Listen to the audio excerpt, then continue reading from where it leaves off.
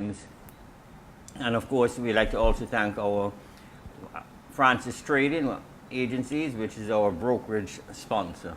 So we have numerous sponsors, and we'd like to thank all of them.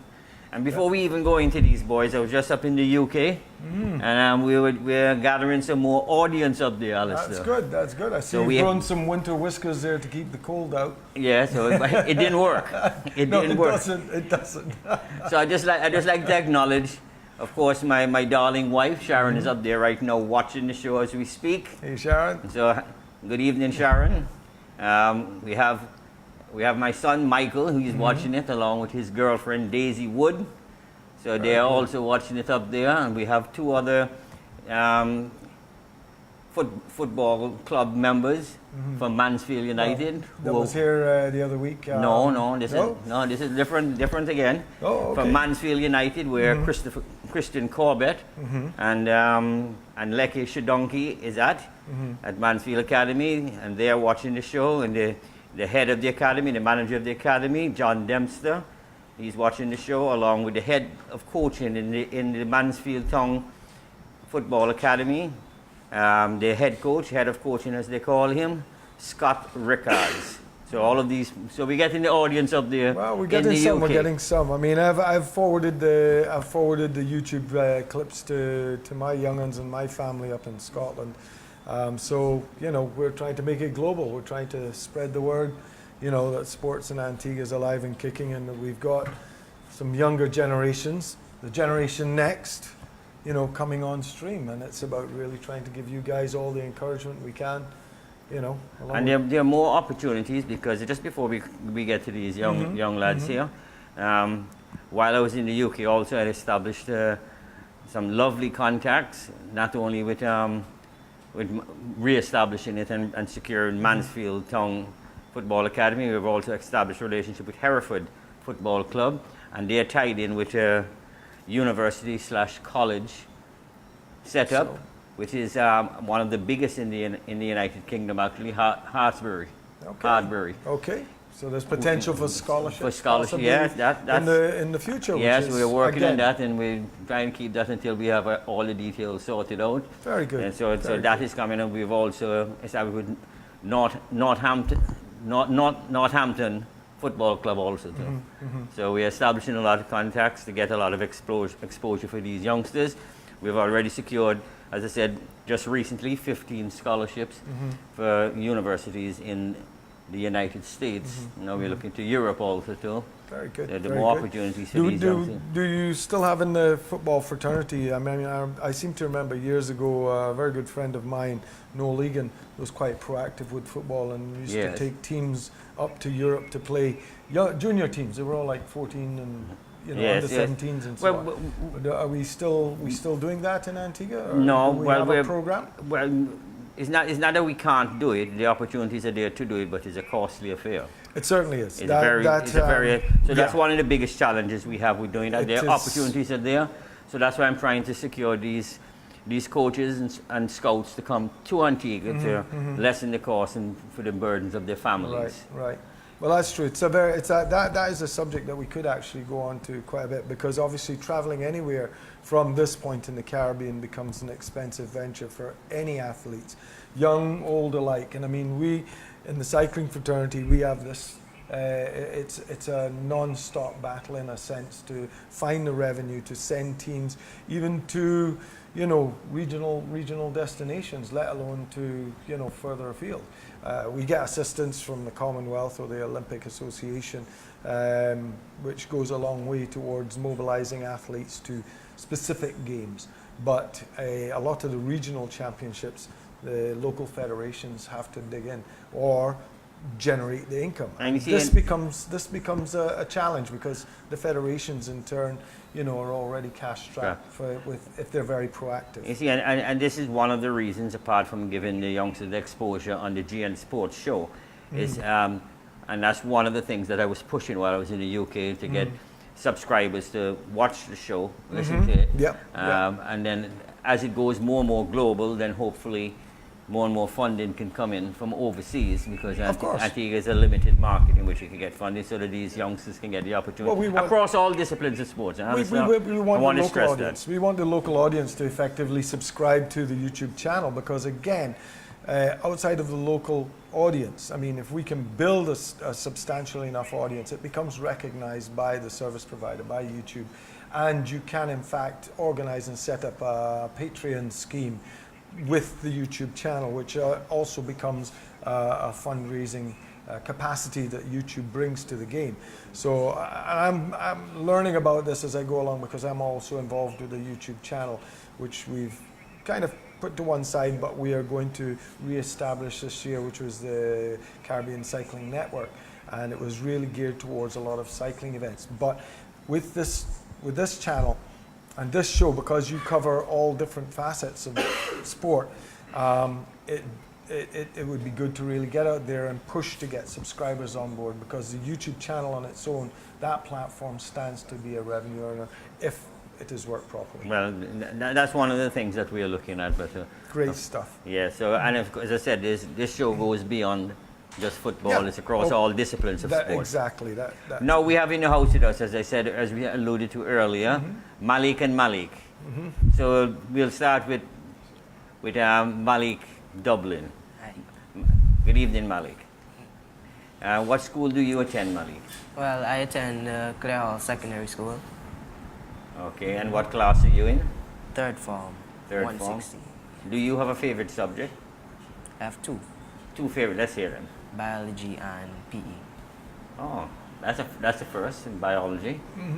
First of a science. That's very good. Yeah. And you have, so with biology being one of your favorite subjects, I get. Should I go forward and say that one of your ambitions is to become a doctor, or not Well, necessarily? yeah, that's one of them, and as you can see, football. Yeah. So you'd like to be a professional footballer, of course. Yeah. Okay, fine. And what got? Well, if he doesn't do well at one, he can still work and be involved with football as a medic or Yes. doctor. Well, there's so many different there's avenues. so many avenues. So yeah, you've got two passions possibly locked down in one. And yeah, they can. Yeah, they all. Well, mind you, with all sports nowadays, almost all the passions, management, Everything finance, from everything. psychology down Yes, to it's a wild, it's a wild world of pedicures, sports. I guess. Wild world of sports. Malik, still with Malik Dublin. Do you have a favorite player? Sergio Aguero, And do you have a favorite team? Manchester City. Manchester City. Oh, so you must be really excited about tonight's win over Liverpool. Yes. Were you watching the match? Yeah, I watched it. Okay, so were you tense when Liverpool was 1-up? Yeah. Like at the edge of my seat. Yeah, okay. Well, you and my son would have been on either side of the fence. bar. Oh, okay, it was the blues and reds. Yeah, Yes. right. Man City is blue from back when. Yeah, and, well, Liverpool have always been red. So yeah. And we'll go over to Malik Lashley. I know Malik, and I know you have a passion for football. I know you were selected to be in the squad for training for the under 14 national side earlier this year, but you had some travels to do, so you didn't make it. Were you disappointed that you couldn't make that? Yes, I was, because like it'll give me more experience, and I would love to travel the world and play football, And represent Antigua. especially with my friends, and make Antigua proud. Okay. And what school do you attend? I attend the St. Joseph's Academy. Oh, that's my old alma mater. Our old rival. Oh, yes. Grammar school. Yes, yeah. And what class are you in, Malik? I'm in third form. You're in third form. And you have a favorite subject? For now, I think it's maths. Maths. Maths, Wow. that's very encouraging. Yeah. We don't have enough young Mind you, men most in maths. of the young footballers that we have hosted here on the GN Sports Show, most of them so far, maths were their favorite subject. Yeah. Yes. Okay. Well, So we have a lot of mathematicians coming up, and but That's I'm good. happy to hear a lot. That's good. Of course. It's a universal language. Everything can be broken down to mathematics. So stick at it, because we don't have enough young people that are sticking at foundation subjects like mathematics. So very encouraging. And who's your favorite player, Malik? My favorite player is Lionel Messi. And so the idea say now, let's see if I can guess. Let you tell me Which is your favorite club? Barcelona. Arsenal. Barcelona. Oh, Barcelona. Oh, okay. Yeah, well, Well, Messi, and- Barcelona, and- yes. and- Do you have one in the English Premier League? Manchester United. Oh no, oh no. well, that's oh, a no. fail-safe, isn't it? I mean, Well, the if two you're Maliks are going to Man fight U- because see Malik Dublin over there Yeah, but- shaking his head. No, 'cause that's big rivalry, Man City and Man U. That's a derby. That's Yeah. a derby match. And Yeah. back in the day, I mean, Still no. so, well, it is. Yeah, I mean, like it's like Liverpool- it's like Liverpool Glasgow and Celtic and Everton. Rangers, or yeah, every big city has its major rivalry. You know, you have places like London; they'll have several. You have Tottenham, Chelsea, Arsenal. You know, and Yeah. Crystal Palace. I don't know if they're still Premier. They're still Premier. It shows Crystal how long Palace, since yeah. I've studied Yeah, Crystal football. Palace is still there. I- Still I- there. Barely, Yeah, but they're still there. barely. Barely. Yeah, I'm afraid I'm more rugby. So Malik oriented. Dublin, what got you into playing football? When did you start and why did you start? Well, I mostly started playing football when I was probably 6. When I was in Dominica, I normally went and played football on Saturdays, and then I continued watching football on TV, so I just really got into it more. And you play for your school, Clare Hall, right? No, No, you don't. Okay. I want to. I'm going to start this next year. Okay, fair enough. Okay. And Well, Malik, well, I was going to ask. I mean, Sure. do Clare Hall have a very active Oh, yes. sports Yes. program? Oh, Yeah. yes, yes, yes. Okay. Yeah. yeah, they have a very active one. Mhm. They're a big rival of St. Anthony Secondary School. Okay. Good to know. And we Okay. have coaches from Generation Next that are coaches at Clare Hall and St. Anthony's so also. there's a rivalry that goes So deeper. it's a friendly rivalry. Nothing wrong Friendly with that. rivalry. Become a derby match. There you go. And Mr. Lashley? And yeah, so what's your favorite club? Barcelona. Oh, Barcelona, yeah, I did ask you that. Yeah. So what got you into playing football? I started playing football when I was 10, I think.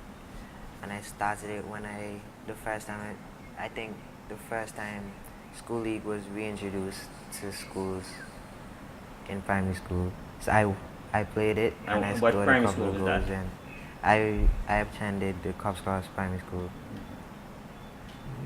Okay, and so you started with the Cubs Cross, and then you play for St. Joseph's, I would imagine.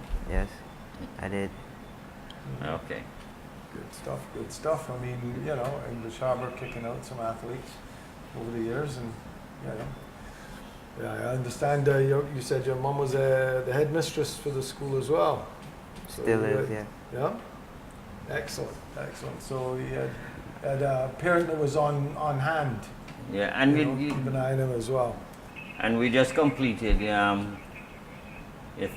4th annual youth futsal league. What do you think the experience of that discipline of football? Let's start with you, Malik. I think it gives you more of an exposure to like experience different ways of playing football, and it helps you to improve on the things that you needed to improve because it's more fast-paced, and you have to get your touches right in the game, and you have to do everything, and you have to count because it's a very fast game.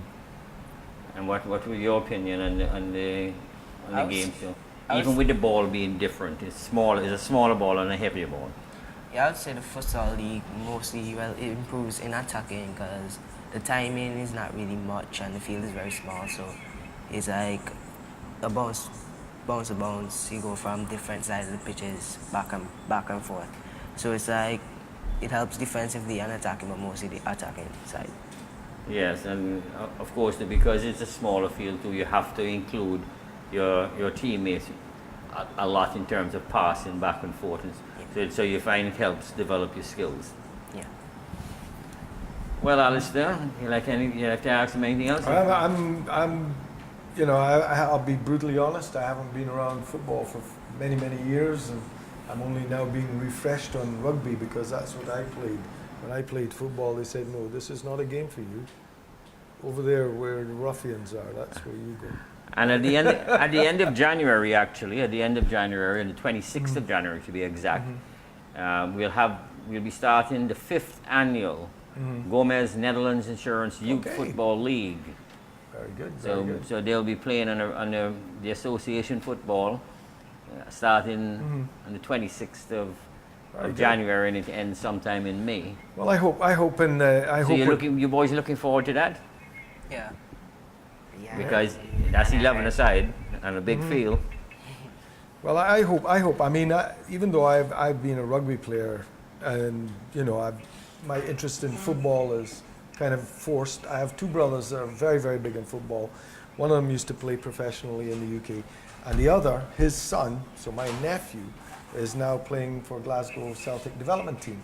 So I'm gonna lean on them and see if he'll come down here on holiday at the end of the UK football season, the Scottish football season, and see if he's got any intentions to come down. And he's gone through the Glasgow Celtic Football Academy, so he might be able to impart some tips and, you know, levels of dedication that's required for, you know, making it at that level. Not unlike our friend Christian that was here a couple of weeks ago. Yes. You know, because up there it's very, very intense. The amount of training they do per week is quite intense, and you've got to be quite dedicated. So I'm very encouraged with Generation Next, because as a product, that is what we're working towards. Well, what we also doing, because I had discussions with, and we're going to be working very closely with Mansfield Town Football Club, and come September, we're hoping to start up our Advanced Development Center, where this is where it comes to the winning part and the development part. So the more of the talented ones that are identified by the coaches, and you go across the nation of Antigua. We're not limited in just the Generation Next. We'll go and select and invite young players from various sectors. It becomes a and then we're cutthroat going business. then we're going to start to develop them, not only prepare them in terms of their football ability, in terms of the disciplines and the techniques of football, but we want to also get involved in terms of their SATs and so forth to help The psychology, academically their education, everything. prepare play a them part, for because scholarships it's- also. Correct. Because what you youngsters, I hope, take into consideration that any professional sport, the career of a professional sports personality basically ends at about 35. Now you have the rest of your life to live. So whatever you do, even if you want to remain among the sports, and as Alistair alluded to earlier this evening, there's so many different avenues in sports, like biology. You can be a physiotherapist, you can be a medic, and still remain in the sport. Sports doctor, so you can and still remain in the sport. But issues, I urge you boys also to take your education very seriously. Now the opportunities, because the FA actually is hosting the Free Kick Foundation to offer more scholarships, and I think that's in the 19th of this month, subject to correction. Okay. So more scholarships will be offered, and the Antigua and Barbuda Football Association is hosting that event. So I'd like to commend them on that also too. So that's opening more opportunities for these youngsters. But you have to, you can get the scholarship to get into the university, but you still have to meet the academic requirements to actually be accepted. You gotta work. So take your studies very seriously, and I firmly believe, I'm a firm believer, that sports and education go hand in hand. Yeah. Anyway, Malik, we'd like to thank you for being here on the JN Sports Show, and we wish you the best of luck in the upcoming Gomez Netherlands Insurance Youth Football League as you represent Generation Next, and I'll be rooting at the side for you guys. As it's my team. I won't be there, but I'll be there in spirit. It's been a pleasure meeting both of you young guys. Happy New Year. Oof, he's frozen, man. Yeah. He's killing him. Okay, so we'll take a slight break now, and then we will return on the JN Sports Show. I'm locked in. I'm locked in. I'm locked in. ABS Radio 90.5 FM. I'm locked in.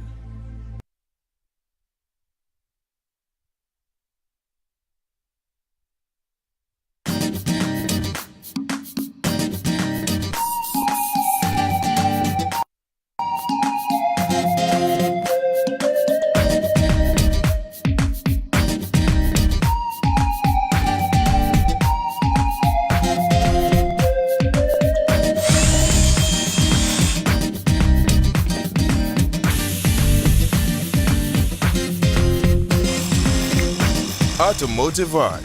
Your car, our passion. These are nice. You know, I love shopping at North Coast. I'd be the happiest woman in the world if they started selling stuff that we need to build our home. Excuse me, miss. Actually, we just opened our Honey, yard. you know I'll do anything for you. Let me talk to management, okay? Your favorite home improvement store just improved.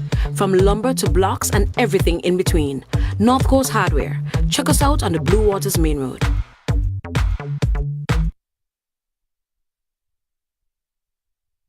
We are going to be playing very shortly for you an interview that was done with Mansfield Town Football Club Academy manager John Dempster, along with their head of coaching Scott Rickards. Okay, this is Ricky Santos here reporting for the GN Sports Show, and here we have with us from Mansfield Academy, the manager John Dempster and Scott Rickards. Welcome to the GN Sports Show. Thank you. We've just established a relationship between our two clubs, Generation X Football Club in Antigua and Mansfield United, whereby we have two youngsters that are presently in your academy setup, Christian Corbett and Lecky Shidonki. Could you give us a little information as to how their progress is coming along? Lecky's done well. Lecky's done really well since he's come in. Both lads, I think, have embraced coming over and playing football in the UK. Christian and Lecky both, I think, have found physically the step up difficult, but they're on the path to becoming obviously where they need to be. Obviously different positions, so you know Lecky's concentrating and trying to develop as a striker, whereas Christian's obviously taken on board the one-to-one sessions he's having with the GK coach. So, but both lads are developing really well. In the first four months that they've been with us, or 3.5, 4 months that they've been with us, we've been impressed. But they've still both got a long way to go to develop, because they're still young lads. Yes, and one of the discussions we had previously earlier today, John, if you can lead into this a little bit for us, is that we wanted to set up in Antigua an elite academy within our organization, and we are seeking the assistance, of course, of a professional club such as yours, Mansfield, and we're planning to probably host Scott or yourself, or even both, sometime in the middle of the new year, and preferably I'd like to have it done when our youth league is going on, so you can have a view of the talent that you have there. How do you see that happening in Antigua in terms of trying to assist us in setting up such an operation? Yeah, so we can give you a lot of information about how we first set up, when we first established our academy. We're still in the infancy ourselves. This is our 4th season. We've had quite a lot of success in a short space of time, so we can certainly help with what we think is needed from a staffing point of view, and also from a kind of coaching program point of view. What we work with the 4-5 corner model: technical, tactical, social, physical, and psychological. And that's what we kind of work from, trying to develop our players in all those different areas. And if you've got an annual program that works through those different areas on a weekly basis, you tick a lot of boxes, but you also develop the players over a period of time, and we'll be happy to come over and aid in whatever way possible, really, and let you know what's needed from a staffing point of view, like I say, and from a program point of view.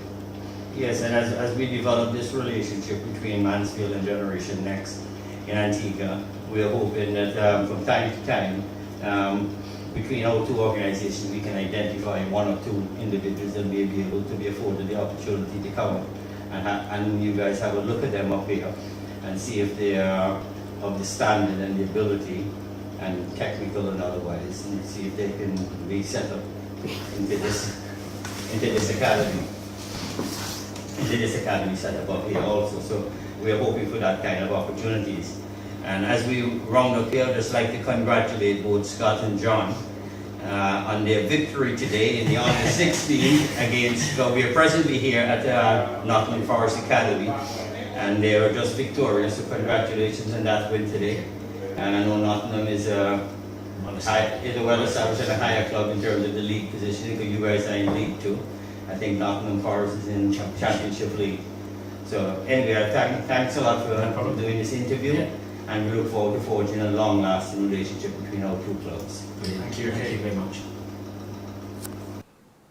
Well, that was Mansfield Town Football Academy interview with Mr. Dempster with John Dempster and Scott Rickards. And they're two very nice gentlemen, to be honest. Both of them have actually formed footballers themselves. Yeah. They didn't make it to the top tier, but they're pretty decent from my understanding. As I said earlier too, and while I was up there, we managed to establish contacts with Tim Harris, who's the manager for Hereford Football Club, and his head of coaching for the first team in Hereford is Mark Rickards. Right. And Mark Rickards is also the assistant coach for the elite football academy in Hartbury, which is one of the largest sporting university college facility in the United Kingdom. Yeah. So But I think when you were up there too, you would. I mean, I think one of the issues that we have here in Antigua is we have a delusion of self-importance or a delusion of grandeur, and it can be quite humbling when you go to a place like that. And you know, like you say, you were talking with John Dempster and Scott Rickards, and they were very competent football players. I mean, they didn't make it to the top level, but it shows you the depth. I mean, when you have the numbers of people to tap into the pool, it becomes very, very competitive, and it shows that our players coming from here, once they go there, really have a big jump ahead of them. They do. They do have a massive jump, real massive. And that interview actually was done at Nottingham Forest. Because we met the officials there also, because that's where Mansfield was playing. Right. But anyway, in the house we have with us Marcella Andre. Hello. Who is going to be here acting as the PRO for Team Antigua Island Girls, who are representing Antigua. Fantastic. Yes, they are. They're doing a great job. Thank you very much. First time. Happy New Year to you. Yeah. Thank you for having me here. Yeah. got a few things to ask. Okay. I'm going to go straight for the jugular. All right. Bring it. Actually, I've been doing updates for the Island Girls on a radio station, another radio station, on a day-to-day basis. I mean, sometimes we try to get it in every day of the week. If there's plenty of activity, twice a day. Monday to Friday, and then once a day at the weekends. And it's been quite good. And I've been directing people to actually the Facebook page, because one of the pieces of feedback I got today from Dennis was that apparently the contributions haven't been coming. And in one sense, I know I've been directing people to the Facebook page, and I thought, you know, I better research this a little bit more. Went on to social media, and then found that really and truly the links on the Facebook page, there is only one, and it's really to the girls' website. And that's where the donations can be made. That's why there's the link to that. But I would ask that the amount of links be increased on the Facebook page, because not everybody is going to spend the time to go through, you know, like I did, you know, go through each link. I mean, I'm not on Twitter, so that was a no-go. But, you know, is to highlight the links that they're there, probably a lot louder and a lot more often. And also to give the Cottage of Hope a link as well on the page, or at least some coverage on the page, because it is covered in the girls' website, but not on the Facebook page. And I think it's very important, where people are needing to be educated, because a lot of people, quite frankly, even myself, didn't know about Cottage of Hope until until I stopped calling them girls. They are women. They are women. They are women. These young women have taken on a massive undertaking, and yeah, I think it's incumbent on us to really step up in that regard and give the Cottage of Hope some coverage, and almost an equal amount of coverage, because outside of what these young women are doing, the point is to generate funds for this Cottage of Hope. And it's only been formed in since 2009. Yeah. And over 36 young women have gone through the program, through the process. And I think it is disappointing that we have to have it, but at the same time, I'm glad that we do have it. I just think that, and again, I don't mean to sound like a stuck record, because I use this phrase on the radio a lot. We always quote, we need to be a village to raise a child, and right now we're lacking. We are not stepping up to the plate and being the village, helping our young women, especially our disenfranchised young women.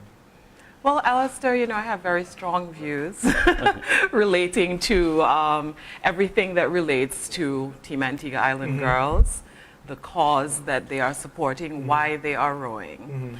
And of course, we have spoken about the need for people to contribute, and we have directed them to the places where they can go to contribute.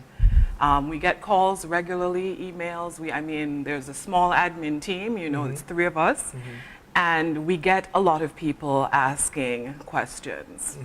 Now, one of the things that, I was a teacher sometime in life, and one of the things that I think is very important is that people also have to take some responsibility for what they say they want to do. Correct. So all of the information is actually there. We try our best to put as much information out there as possible, as regularly as possible. One of the things that people have also asked is, where's this Cottage of Hope? They want to know all of the information about the place is available. Let's not forget that their excellencies are patrons for these girls and for this team, which means a certain amount of due diligence has been put in place to ensure that this is a upright organization, that they have everything that is needed to keep track of what is going on. The main thing is that anonymity is important for their organization, for what they're doing. Correct. So the most we can do is to continue to remind people that this is what it is for. And this is, so I'm definitely going to take what you said on board in terms of the Facebook page. I understand, and add that.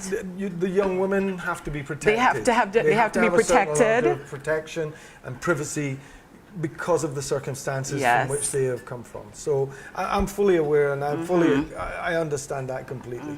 For me, like I said, for me it was about increasing the volume of links so that, in a sense, to make it easier for people to contribute. But I don't think, I personally, other people might think differently, I personally do not think that that is what is going to make the difference. I really believe that if you say you want to support this, you will find the way to do it, because it's there. All of the avenues are there. We say we'll come to you. If you have $10, I will come to you and collect your $10.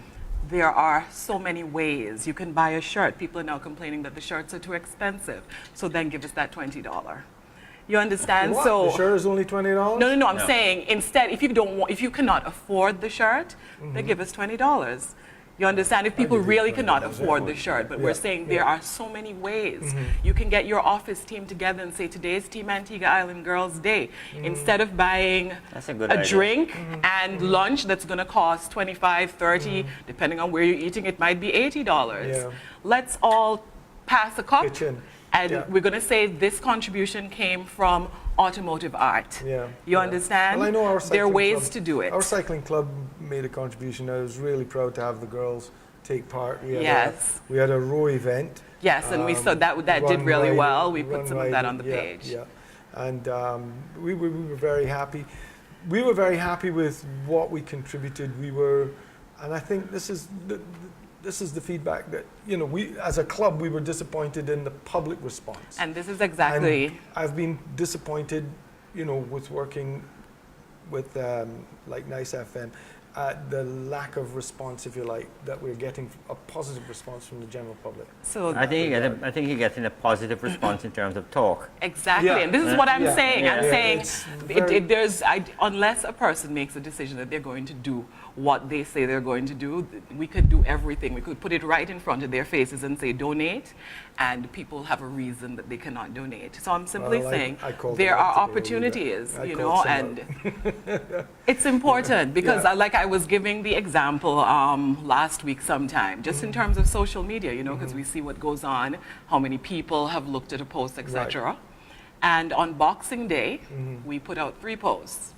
One of the posts garnered 24,000 views, engagements, etc. Ho, ho, ho. On the same day, we put out a post about donating, supporting.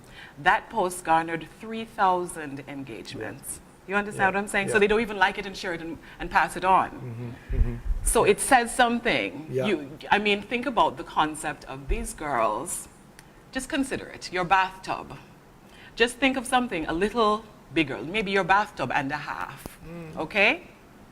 They are currently on the ocean, living on that, sleeping on that, eating not really exciting food on that, and they are at a 2-hour on-off shift. This is the sacrifice that they have made for the cause, and everything else really is extra. Being the first black women to do this, great, extra. Being the first women from the Caribbean to do this, great, extra. That is not what they're doing it for. They chose an organization, and that's what they're doing it for. That's their sacrifice. So they're living until, you know, maybe the end of January in the size of a bathtub. How difficult is it for somebody to say, you know, that's a huge sacrifice. It's a mammoth task that most people will never attempt, think of, dream of in their lives. Correct. And so, like I said, I feel very strongly about it. Well, don't bother to like and share if you're not going to contribute. $10. Think about if 10 people all contributed $10, you have $100, right? And then if you multiply that, it's... And we're not just thinking, you know, here's another thing people have said, oh, they already have enough money. We're not trying to raise money for 2 years. We're trying to raise money so that this establishment can grow and ensure that they're delivering a great service that is needed 10 years down the road. But Marcella, could you differentiate for the viewing and listening audience out there? Because a lot of people may have the impression that because they had a lot of corporate sponsors, and it was a significant amount of money, that maybe that goes towards it. So if you can just explain that there's a differential between the corporate sponsors, which I know went to the preparation of the boat and the food and whatever the necessities for them to actually do the event. But it did not go to their charity. It did not. And so even, if you can just expound on that. I'm going to expound on that, but I'd also like to make a note as we're at this point relating to shirts, for instance, and the cost of shirts. So again, you're a sponsor. Let's say you're a sponsor. You have given me $25,000 for this cause. As a sponsor, would you be pleased if I took your money and went to buy shirts? If the figures made sense to retail those shirts and turn my $25,000 into $75,000, exactly. I don't have and a so problem this with that. brings us back to where people are saying the shirts are too expensive. No, I had no qualms about the Saving the Ocean or St. John Hospice, and I will be buying shirts. So no, I'm just using. I know. But I don't see an issue with. No, you and I don't. But there's a lot of people that do. Exactly. They will that's why I look stunned. You don't understand. I don't. Every single day, and for quite a while, we get quite, and we listen to everybody, and we understand that people do not know all of the elements behind the scenes, all of the things that have to be managed, all of the, every single dollar that we receive is noted. If it's $5, it's noted. Every single dollar and the expenses, everything is added up, so we know how much was spent. So to your question, just for the girls to get to La Gomera is $150,000. US. Okay? Exactly. That is the cost just of them getting there. Then they spent a month in England. So if you think about the cost of feed 4 people, accommodation, food, the additional training, the transportation in England, that is also a significant amount of money. Yes, it is. Then you have those 4 plus 2 more in La Gomera. And that also, for I think about 10 days, that's also a significant amount of money. Yes. So at the end of the day, what's left is not significant enough to say the Cottage of Hope can do great things with what's left. Yeah. It really isn't. Yeah. So And I'm sure a lot of the girls that's- also went into their pockets too. Listen, everybody has, there are all sorts of people who have gone into their pockets, whose names you will not hear right now, but we do have the intention of mentioning every single person who has contributed in kind, in little things, you know, that you just wouldn't think of, but they're all important, and they all add up. It's people's time, it's people's energy, it's, you know, just simple things along the way. Well, I mean, I know I brought up a case, I think it was Crystal that did in one of her video clips. Yes. It was like, you know, I hope everybody is doing challenges and so on, so that when we get back that you've met your challenges and you know, can add to our Cottage of Hope. And that's a great point. It is. You know, I also expanded on it. You know, it's like, you know, if you're doing a hike, you know, one weekend, it's like, okay, everybody, we're doing a 5-mile hike. It's $1 a mile or $10 a mile in the kitty that goes to the Cottage of Hope. And at the end of the walk, everybody's had a great hike. They've got all the selfies from the top of McNish or Boggy Peak and what have you. And you know what? Maybe $150 goes to Cottage of Hope. And so I think, you know, of the general public, you know, we have an increasing amount of activities going on a weekend to weekend basis. If a lot of our sporting groups, like our cycling club did one, we may well do another. I will talk to our president, and I don't think there'll be an issue with that. But I know certainly that some of us within our club have been very proactive. You know, I do all of this voluntarily. You know, the updates and so on. And we know there are a lot of people who, of their own, trying to really mobilize people and not take the point behind this exercise out of the picture. The Cottage of Hope is what it's about. Just imagine if those girls arrived here at the end of the month and, you know, they have made it. They have done what they set out to do, which is to row the Atlantic, arrive in Antigua. And then once they've gotten a little bit of rest and they find out, oh, we didn't raise much money, how would they feel? What would that all be for? I would be really disappointed in my country, that's for sure. Of course. Everybody's raising the flag. But at the end of the day... I don't mean to... raising the flag, but I'm going in the pocket. have we... But what can we do through this medium to assist in terms of getting people to... Well, we're going to, we have asked ABS to, actually ABS offered to create something that will air regularly about the Cottage of Hope, et cetera, but generally just remind your audience that, you know, there is something greater than just the row, and it's a future, a better future for a group of people who, you know, they can't, they're not visible, but they know that these girls are doing something for them.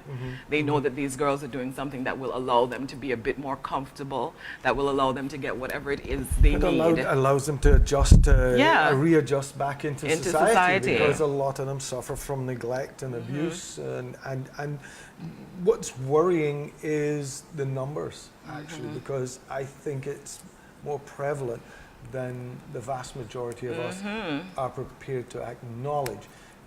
We know it's there, but it's we're not acknowledging. Alistair, we don't like to look at things in the face. Exactly. Call a spade a spade. We see call a thing a somebody thing. sleeping on the street, we like step over them now. You know, there's no longer, and you know, the helping hand that we had before. So we really need to step up in that regard. Now, I'll be honest, that's one thing. If we could get $1 for every like and share, we would already have everything we needed. Yeah. I'm telling the numbers are astounding, you know. I'm telling you, 24,000, 13,000 regularly. But the minute you share a post that has anything to do with donation, everything just gets quiet. It's all I don't understand it, to tell the truth. I don't understand it. And right at this time of year, everybody's saying Christmas. We seem to find money to go to all of these feds. Well, You know, I didn't want to be the one to say it, but since you said it. I would say we seem, and I'm not excluding myself. I say we seem to find. Well, we know you. We seem to find minus point to go to all of these fets. Well, outside but of yet, the fets. okay, fine. Let's say you allocate $200 for the fet, as you were suggesting. Take $10. Everybody. No, but seriously, if you think about all the business places, especially large business places, it becomes easier for a business place together to say, let us do this. Everybody give us $10. They do it when they're doing potlucks. They do it for all kinds of little office events. We're going to decorate the office. We're going to have a gift exchange. Same concept.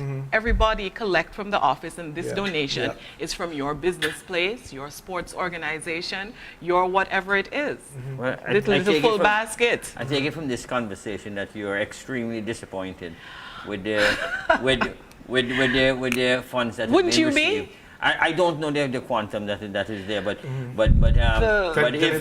it's not very right little, now. if it's if it's not significant. as Well, you Adele, suggested. what I can tell you though, what the between the time the girls have left to now, we have gotten $3,000 in donations. EC. So for 3 weeks, 3 weeks, these young women have been stuck on a 27-foot just about 4,000.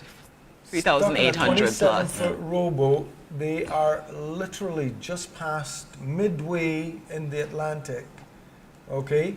And they have to do what they have to do in a bucket and what have you. In front of each other, In front too. of each other, you know. There is no privacy. They're on a 2-hour shift rotation. I mean, sometimes that'll change, but fortunately, they've been doing a very good job of looking after their equipment, and the equipment has been looking after them. The meals I would get tired of, even though I'm fairly tough when it comes to food. I've been trying them, and they're quite good. If You get used to the bland taste eventually. The thing is, I think one of the issues is the fact that the opportunities to have hot meals is massively it's reduced once a week. Right. They have a hot meal once a week. Once a week. That makes a big difference. I mean, do you have a target amount or is that something in the background, or we're going to disclose that, but not at this moment. Not at this moment. Yes. Okay. I think at the end of the day, there doesn't need to be a target. No, I'm just curious. It is something that really and truly we as a nation really need to contribute to on a regular basis.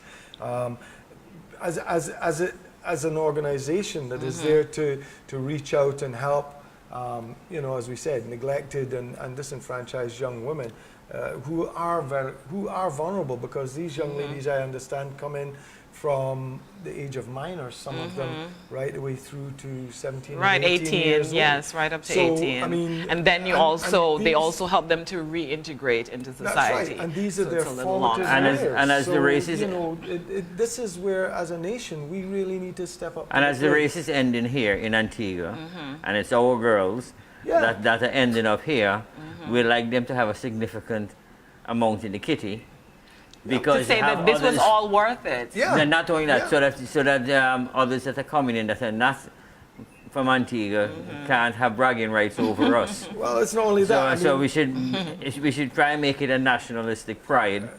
And the thing is, we are seeing it's, sports always brings people together in some way. It does. And these women currently on the ocean, they have, a lot of people have come together behind them. It's just that they're not coming together in all of the ways that are necessary. Yeah. We see the visibility, we see people sharing it. We've had a lot of coverage from other magazines and media houses elsewhere. That's great. Recently, there was a yacht that was on its way to Antigua. You saw that, the Vixit. And they actually went looking for them. They called them on the satellite phone and reached out to them and so on. So there are people who are fascinated by what they're doing, who are excited.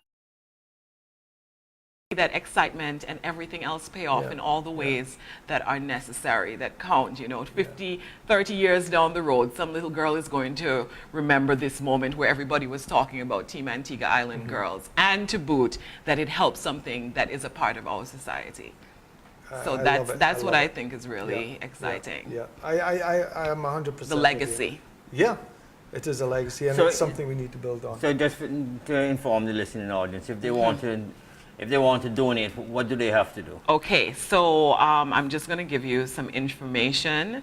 There are 3 ways that you could donate. And the first one is locally, if you're in Antigua, you can go to the Caribbean Union Bank and donate directly into an account. I'm sorry, I'm having a bit of trouble with this coming up. It will be there in a second. Multitasking. Let me hold your pen for you. Okay, so 3 ways. Easy way, if you just want somebody to collect, send us a message on social media, inbox, Facebook, Instagram, in direct messages. You can email us and simply say, I've got some money, can you collect? We will connect with you and collect. That's the first way. The second way, direct deposit to Caribbean Union Bank, account number 100-01282. And it is in the name, account number 100-1282.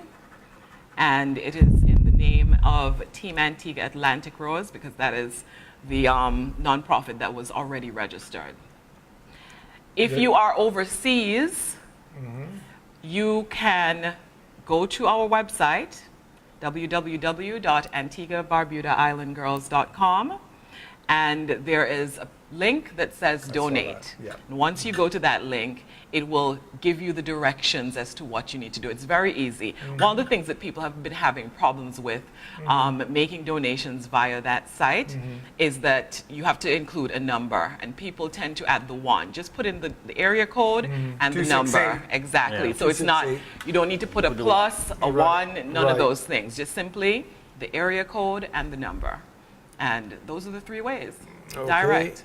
Yeah, because I push people towards the Facebook page with area code. And I really want to encourage, I mean, I think it is such an easy idea, encourage organizations in your workplaces to come together, or even do a workplace challenge for something. I will. Actually, I'll WhatsApp you this. Please. It has everything there. Because I will promote that as well when I do my next. Well, if you can, when you get it, send it to me, and I'll put it in. Will the camera get this? No. I'll put it in. We'll get it. We'll get it on GN Sports Show social media page. Wonderful. And we'll distribute it out that way also. So, see, we're working on Team Antigua Island Girls, and you know we're gonna get this out. Everybody's rooting for that. Happen. Yes. Well, it's more than rooting. We need to be contributing. Not just rooting. We're going to add that. We're going to steal that hashtag. No problem. Contributing, not just rooting. There you go. You heard it here first. Thank you very much. Sports show. Yeah. Yes. But, no, it has generated a lot of interest. I mean, I won't deny. You know, I can be a little bit of a social media hub, but you're everywhere. I check the ladies 7, 8, 10 times a day. You know, and we're all a little glued to dot watching. Yeah. Well, I float between the Island Girls Facebook page, dot watching, but I also the YB tracker is very good. And again, I've gone on to a variety of other sites that specialize in the mid-Atlantic weather. You know what is a good thing? This is a good opportunity for us to learn, to expand our knowledge about a different sport that is not something that is, you know, everybody's not doing it. And to just like read up on the other rowers. That's really great too. The other rowers all have such vast experience. Some of them have done fantastic, amazing challenges elsewhere. And, you know, just look at expand. And if you can let our audience know, because maybe some of them don't know, what positioning are they in, and what dates are you looking? Should we be looking forward to seeing them arrive here? Okay, so at present, there is a weather system that is keeping them sort of. It's almost doldrums. Pushing them a little north. Yes, pushing them a bit north. So they've been in the same position for a while. They've been 13th in all teams and 11th in fours, because there are different teams of 5, 4, Right. pairs, solo, etc. So they have been they're still rowing, but very, very, very slowly, because, they're just trying to get it moving. They had a stint where they were working against the wind because Yeah. the wind shift had come round. A lot of the winds were being drawn up from the south, pushing northeast. So it was actually carrying some of the smaller crews backwards. I think Yes. Au Large, the French team, Yes. and some of the Au other teams Large. that were further north got Pushed bunched back. a bit. So they would have to go onto a sea anchor to try and slow themselves down. And then now that the wind is slowly shifting. So actually, Samara, if it was Samara, and I suspect it was, because she is the one with skipper's experience, she followed the advice of the organizers, and she went south with she just. I was getting worried. I thought she was going to Rio de Janeiro at one stage. Well, but then I think this she is had a why, little- they had and a I mean, little you hitch. understand this. Yeah. But this is she why, went to get again, she went down for the trade winds, and they actually have the 11th. No, at one stage it was the 8th longest distance road, but they'd probably done a lot less work than some of the other teams that were ahead of them. Yeah. So it's put them in a very good position, and the fact that they've stayed south has actually allowed them to maybe pick up some following trade winds to push them. So I'm hoping in the next 48 hours it's going to be quite interesting, because I think they can pull ahead of and pull up to they're and pass very Atlantic, determined. Atlantic. They're more than determined. On Christmas Day they had the option to relax, eat some, well, not better food, but just to have a little. I thought spiced up. And they kept going. Yeah. People stopped, they kept rowing. They said, we'll do all of that when we get to Antigua. We're just going to keep rowing. And that's one of our hashtags, just keep rowing, girls. And that's all they do. Well, I thought with Crystal's little film on, prepping her carbonara. spaghetti carbonara. I thought she would have got hot water for that, but it was No, they have it's once a week. And they decided that before they left here, because it takes up time to get the water hot. That's right. So once a week, that's your treat. A warm meal. But it takes 2 hours for the food to because I got a couple of the bags from one of the boats from last year to try out, because I've been talking about it. There's an interest there. So I thought, let me see what it's about. But the food is actually, it's quite good. I mean, for no taste. No taste. No, actually, it's quite flavorful. It's quite flavorful. It's just that being cold all the time. It's like you waking up in the morning and eating last night's dinner. It's like you haven't, prepared. Just think of cold porridge, cold oats. Actually, that's not bad. You gotta it depends. It depends. You gotta know how to tart your oats up there. So how many more weeks?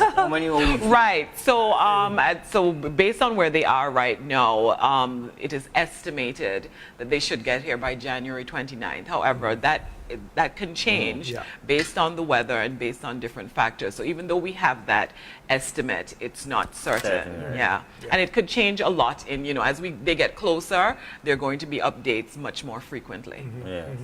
That's a hell of a long time motivation in a confined environment. A bathtub. That's the best way to describe it. A bathtub with 4 people. Well, when we did the interview with them, I told them, I said, you couldn't pay me to do it. Much just for me to go there voluntarily. Well, that's it. They're not being paid to do it. And they're taking whatever they can earn, and it's going towards Cottage of Hope, which is what we want. Yes. So it's for people out there, look, come on, let's go. Pull your people together. Gather the team, gather the office staff, gather folks. Have competitions within staff departments. There's so many ways. Let's make these girls, these young women's journey worthwhile. Before we let Marcella go, let's go over that again and give them the details as to how they can contribute. Right. So 3 ways you can contribute and not just root. Number 1, you can contact our team via social media. We will collect wherever you are in Antigua. Number 2, you can make a direct deposit to account number 100-01282 at the Caribbean Union Bank. And if you are international, you can make your donation by visiting the website, www.antiguabarbudaislandgirls.com, and go to the link that says donate, and it will walk you through. Up in the top right-hand corner It's of right your there. screen. There you go.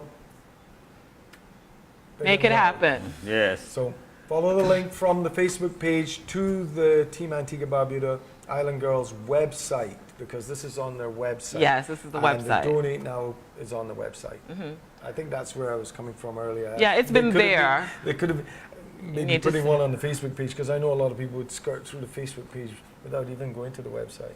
Well, Marcel, I mean, I've done it, but Thank you. I'm a Thank fan. you. We're I'm a taking fan. it. I know I'm a you fan. are, and we're taking all of the great advice on board. Well, Marcella, we'd like to thank you for joining us on the GN Sports Show, and we hope to have you back again. Anytime. We're here for the women. Before these girls arrive here, and to assist you in any little way we can Definitely. to help promote the donations to come in a little quicker. Yep. And you all can keep your hashtag. Use it. Contribute it.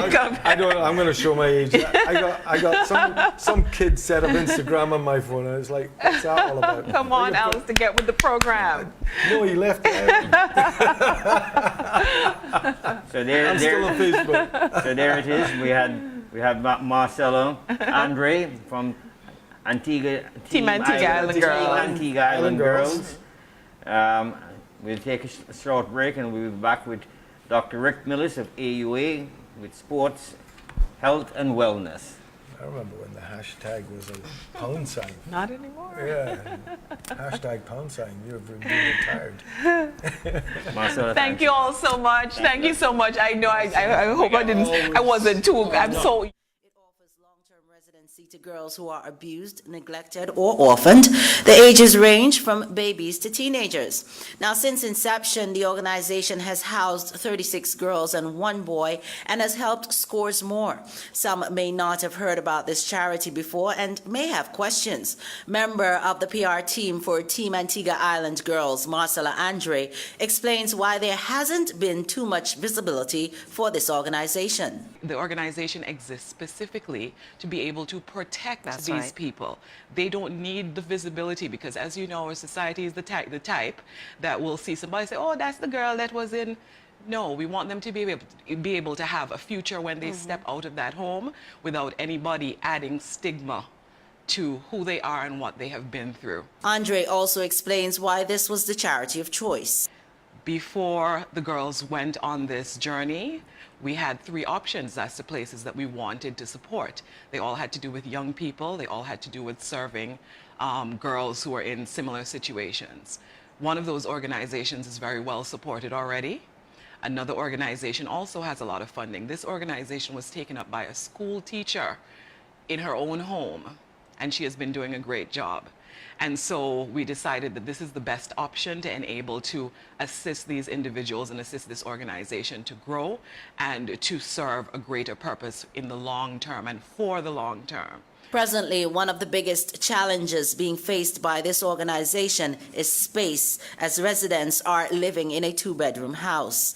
Team Antigua Island Girls has the goal of raising $150,000 to help build a bigger facility. However, they are a long way from that figure, as donations have not been coming in as expected. So how can you contribute to the growth of Cottage of Hope? One way is by visiting their website, www.antiguabarbudaislandgirls.com, and clicking the Donate Now button. You will then be asked to complete the information on the page and submit your donation. It's as easy as that. Andre also outlined some other ways in which you can contribute to this cause. You can reach out to us, our team, via our social media. You can email Team Antigua Barbuda Island Girls at gmail.com, or you can just reach out through the inbox in social media.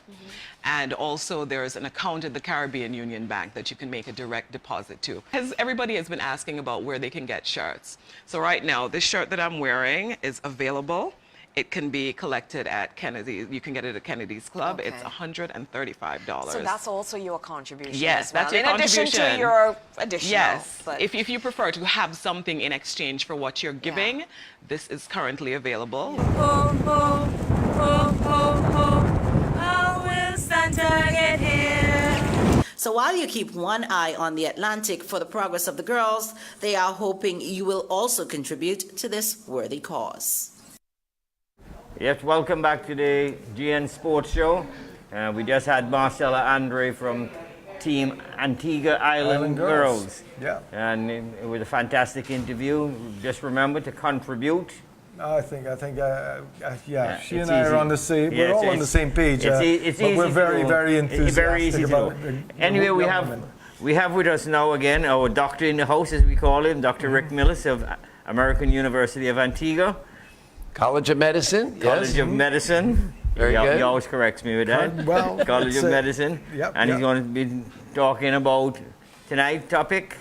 Caffeine. Well, I thought we'd talk about sports performance, how to enhance sports performance, and caffeine or coffee is, of course, the main way that athletes these days are enhancing their athletic performance, and it's entirely legal in the Olympics.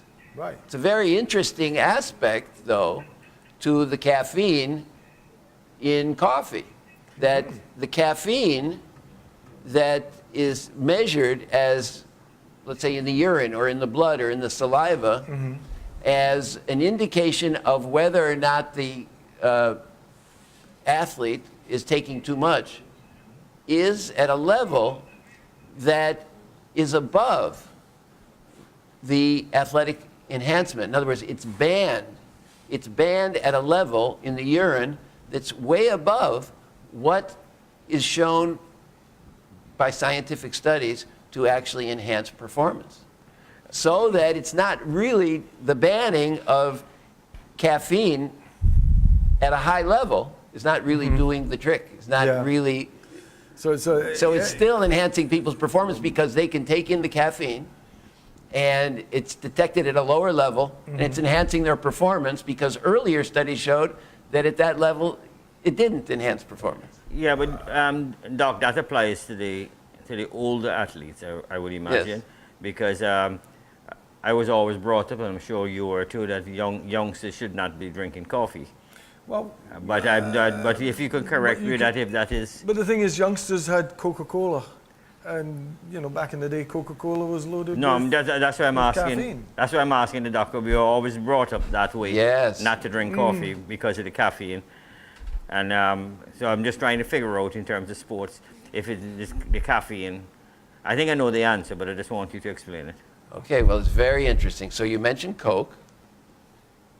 Interestingly enough, the highest level of caffeine of all the drinks, the beverages that we know that are basically colas, is the Pepsi Zero.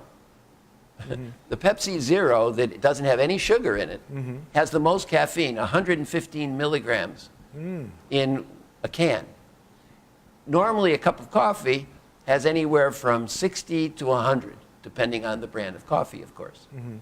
So that's the highest level. So yes, teas, colas, coffee, they all have a form of caffeine. And or a drug that's similar, like tea has theobromine, which is similar to caffeine. And we call these compounds ergogenic. Ergogenic because they enhance human performance. They enhance athletic performance. Anything that enhances athletic performance is called ergogenic. So, for example, Red Bull. Yeah. You know why Red Bull is called Red Bull? Because it has a compound in it called taurine. And taurine translates to bull. Right. And it's an Toro. amino, yes, toro. Yeah. And it has an amino acid, taurine in it. Taurine is thought to be ergogenic, but it turns out it's not really. So it's primarily the caffeine and Yes. the sugar that is providing the carbs or energy Exactly. to enhance your performance. Exactly. Which is where a lot of the energy drinks have come on stream. But I mean, going back to what you were saying, I mean, I was like you. I mean, my folks didn't let me drink coffee, and I thought it was because coffee was more expensive. Because I grew up in drinking tea. Yeah. We had tea every day, at 4 or 5 in the evening, So that in turn had caffeine, and then of course as kids, we all wanted to have a lot of us in sync at the time was Bryson's Lime or Fanta. Yeah. But Coca-Cola was a close third. But tell me something. So caffeine is not a banned substance. Caffeine is not banned at lower levels. At high levels, it is. So, for example, they test the athletes in the Olympics, and they find out that their caffeine level is at a certain level that's banned, okay? That's, as I said before, a higher level then actually produces this ergogenic effect. So that means they can take in caffeine at a lower level and get the ergogenic effect. So I don't understand the banning. If they really wanted to ban performance enhancers, they need to ban caffeine completely. Yeah. Right. Like they have, for example, taurine is banned. Another compound, carnitine, is banned. I'm not sure about the other one. Carotene is banned, yeah. Carnitine. It's called carnitine, not keratin. Not keratin is a vitamin.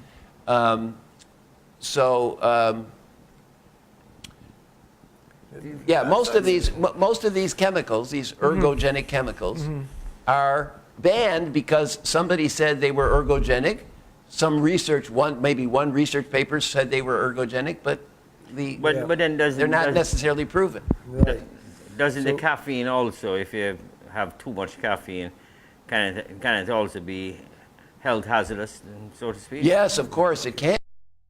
For example, how do we get the ergogenic effect? The ergogenic effect is because caffeine causes extra release of calcium in the muscles. And calcium in the muscles creates force. And so the force production in the muscle increases. Caffeine also causes release of neurotransmitters, these chemicals that stimulate the muscle. So you stimulate the muscle, you get more calcium release, and you do get more force, about 12 to 15% more force when you're using caffeine than when you're not. But doesn't caffeine also dehydrate you? Caffeine does. It's a diuretic. Right. So that's the other side of the coin. It actually causes the kidney to make more urine, and it dehydrates you, spreads out the dehydration over a longer period of time. And so for endurance athletes, that's a consideration. So then you have to have... It's interesting though, because recently I was reading an article where they were talking about actually the diuretic claims of caffeine were actually being put to one side. They were being disputed, okay, because obviously if you've taken on the fluid, your system is going to process it anyway. Yes. And if you're in a comfortable environment and you're overhydrated, you are automatically going to have to relieve yourself. That's right. So although it's a diuretic, it's not a strong diuretic. It's a weak diuretic. Yeah. So that's usually, you're right, they're putting it aside now, not considered a big with an deal. athlete, you're also, for example, I mean, I'll have my 2 cups of coffee if I've got a cycling race on, and I know I'm going to sweat a lot. In fact, my biggest issue is maintaining hydration and the minerals in it, the sodium levels and so on, so that I can not cramp up. But I'm still going to take shots of caffeine on the go because you're dehydrating the whole time you're riding. You're perspiring a lot of. So what levels of caffeine in terms of?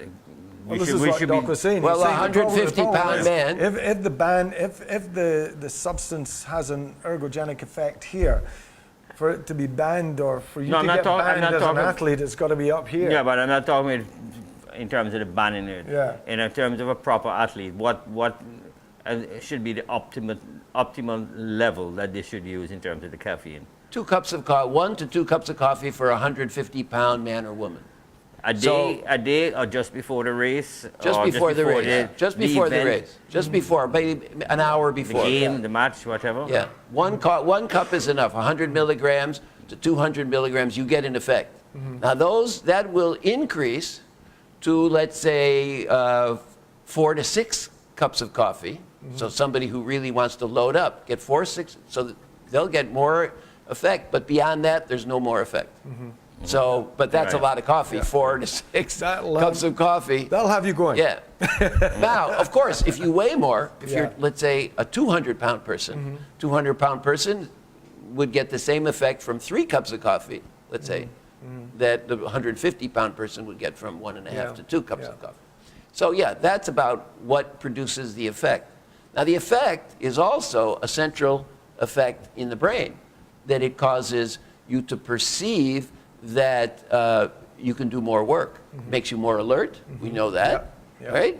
We know it keeps you from sleeping for some people. Some people are sensitive, keeps you from sleeping. It has an effect sometimes, sometimes not, but anyway. And it raises the pain threshold. That's very important. Raising the pain threshold.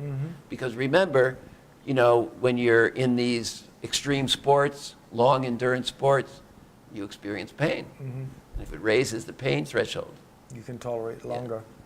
Now you mentioned, Ricky, the bad side of it. Bad side of it is if you get habituated to it and you start doing this on a regular basis, you actually go through withdrawal when you don't get it. And then you can get headaches, sleeplessness, and all kinds of emotional problems. Caffeine can even trigger mania in people that have this bipolar disorder. Not often, but if they take enough of it, if they really load up on the caffeine, you know? It's an effective stimulant, and it's amazing, like Doc says, that it's not banned from sports in a sense, or the level it is that you would require to drink it to be banned.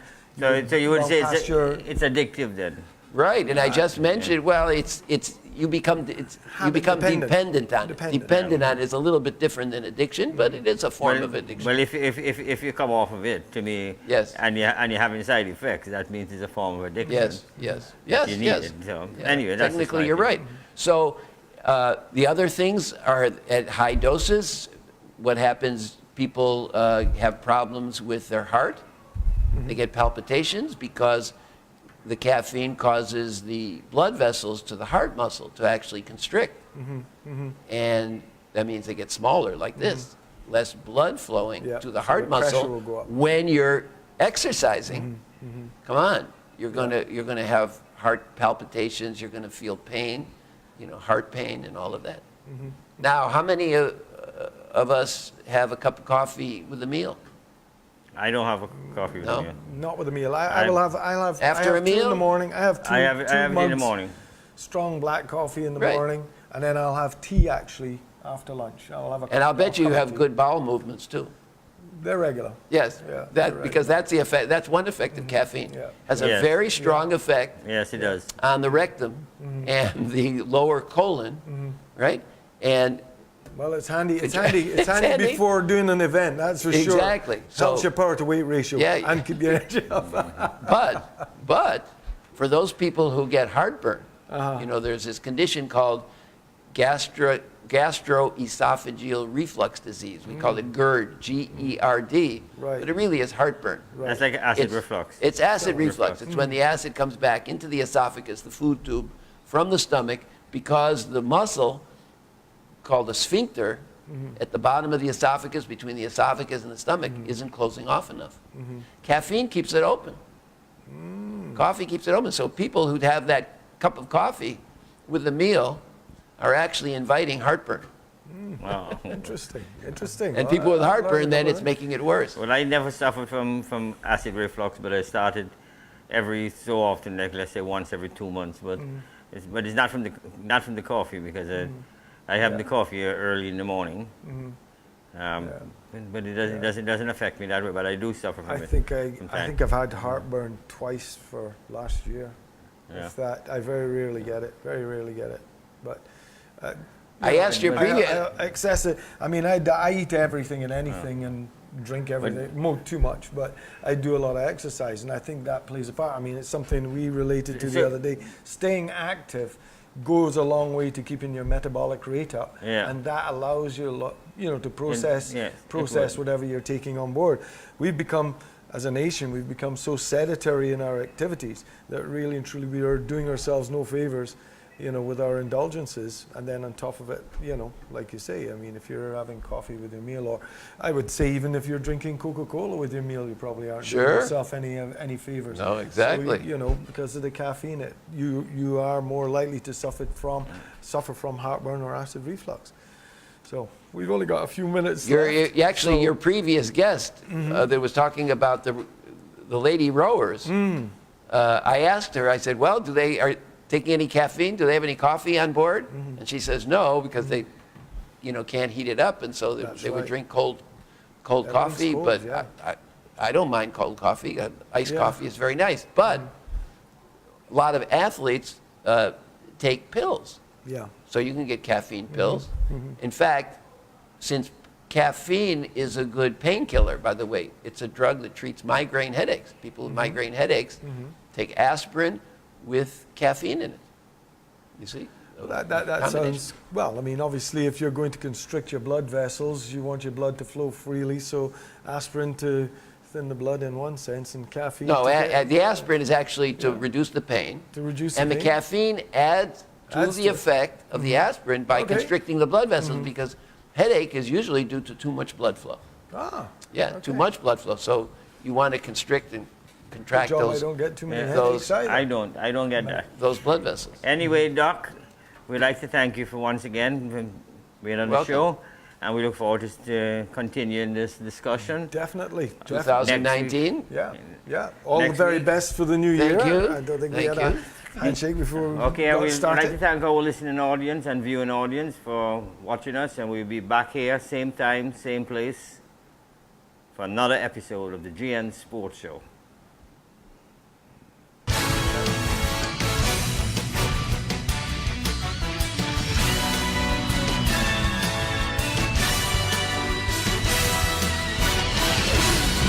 ABS, first in news, sports, and entertainment. The Nation Station.